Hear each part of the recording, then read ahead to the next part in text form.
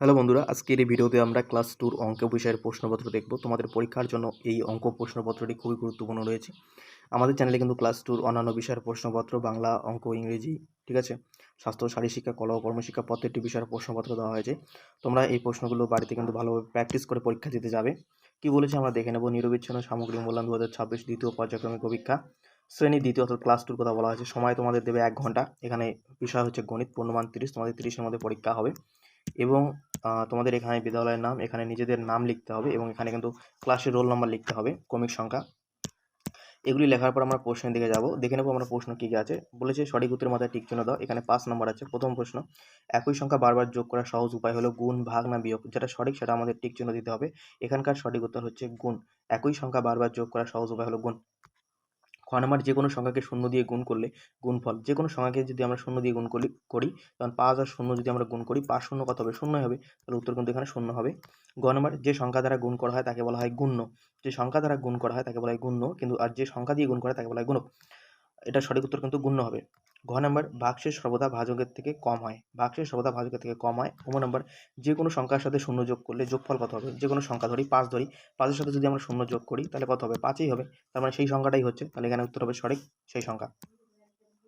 এরপর আমরা 2 এর প্রশ্নের দিকে যাব। 2 এর প্রশ্ন বলেছে শূন্যস্থান পূরণ করো। প্রথম প্রশ্ন বলেছে 6 যোগ 6 যোগ 6 যোগ 6, 4টা 6 যখন আমরা যোগ করব, 6 6 12, আচ্ছা 18, 18 6 24 এবং সমান সমান দিয়ে আছে 6 এর সাথে কত গুণ করলে 24 হবে। এখানে যদি আমরা 4 দিই তাহলে 4 6 24 হয়ে যাচ্ছে।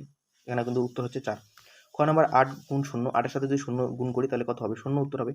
তারপরে দেখো গ নাম্বার, 20 সাথে কত যোগ করলে 20 হবে? 20 সাথে যদি আমরা 0 যোগ করি তাহলে 20 হবে। ঘ নাম্বার, 30 ভাগ 5, এখানে 6 উত্তর হচ্ছে। দেখো আমি করছি, 5 দিয়ে 30কে ভাগ আছে 6 উত্তর, 5 6 30, ভাগটা মিলে গেল।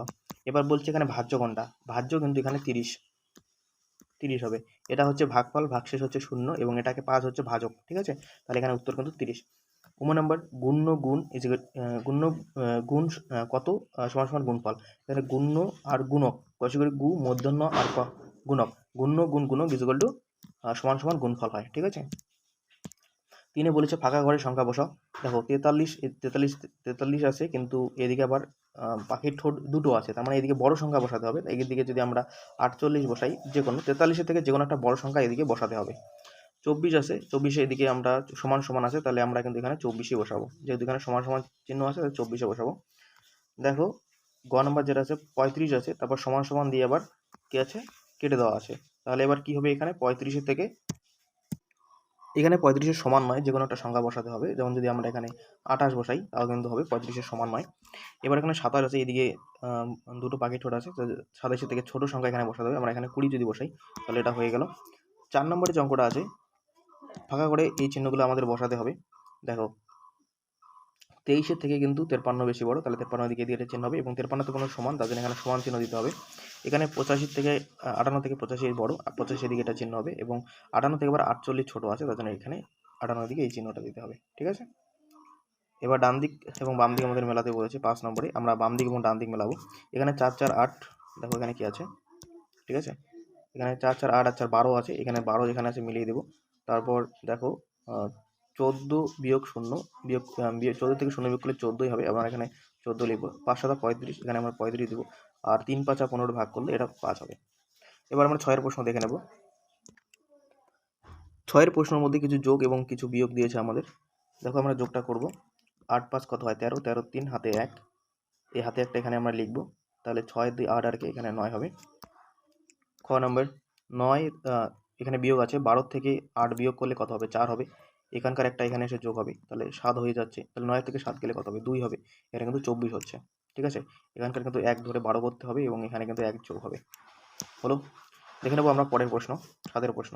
7 ক নম্বর প্রশ্ন আমরা দেখে নেবো। 7 ক নম্বর প্রশ্ন কি বলেছে? একটি ফুলের 4টি পাপড়ি, এরকম 6টি ফুলের কটা পাপড়ি থাকবে? তাহলে একটি ফুলের যদি 4টা পাপড়ি হয়, 4 গুণ 6, 4 6 24টি এখানে আমরা লিখে দেবো, ঠিক আছে? এবার আমরা পরের খ নম্বর প্রশ্ন দেখব। খ নম্বর প্রশ্ন বলেছে মালা গাঁথার জন্য রাজ 17টি, বিউটি 21টি, কোয়েল 24টি ফুল তুলেছে। তিনজনে মিলে মোট কটা ফুল তুলেছে? তাহলে 17 যোগ 21 যোগ 24, এই সব কটা আমরা যোগ করে দেবো। তাহলে 17 21 আর 24 আমরা যদি যোগ করি কত হবে? দেখো এখানে আমি লিখছি 17 21 আর 24, যোগ করলে 7 আর কে 8, 8 আর 4 12, 12 2 হবে এটা, হাতে 1 থাকবে, ঠিক আছে। 2 আর কে 3, 3 আর 2 5, আর কে 6, 62টা, ঠিক আছে। এবার আমরা পরের প্রশ্ন দেখব। তাহলে আমাদের কিন্তু এখানে আর পরের প্রশ্ন থাকছে না। ক্লাস 2 অঙ্ক বিষয়ের যে প্রশ্নপত্র সেটা কিন্তু শেষ হয়ে গেল। ভিডিওটি যদি ভালো লেগে থাকে অবশ্যই বন্ধুদের মধ্যে শেয়ার করবে, আমাদের চ্যানেলটিকে সাবস্ক্রাইব করবে। পরবর্তী ভিডিওতে দেখা হচ্ছে। গুড বাই, ভালো থেকো।